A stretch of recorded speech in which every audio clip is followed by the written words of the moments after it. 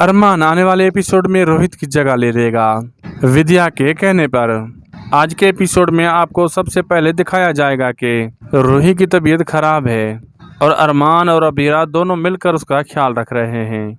इसके बाद संजय दादी साहब को बोलेगा, अबीरा अरमान घर आ ही गए हैं, उसे मुताफा में ले आइएगा अगर उसे बचाना है तो। उसके बाद अबीर और चारू पार्क में मिलने आएंगे।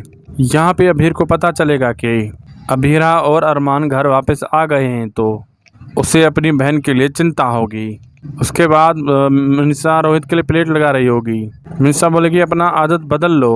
विद्या कहेगी नहीं बदलने की ज़रूरत है, उसकी जगह अरमान ले लेगा। फिर 13 दिन के लिए रोहित खाना देने के लिए मनीषा प्लेट लगा रही होगी। फिर दादी साहब बोलेगी कि हमारे घर विद्या का प्लेट नहीं लगेगा। अबीरा बोलेगी अपना प्लेट अपने पास रखिए, रोहित उनके साथ शेयर कर ले। और मुताफन बंद होने की नौबत आ चुकी है। लास्ट ऑप्शन अबीरा और अरमान ही बचे हैं, लेकिन दादी साहब का ईगो ख़त्म ही नहीं हो रहा।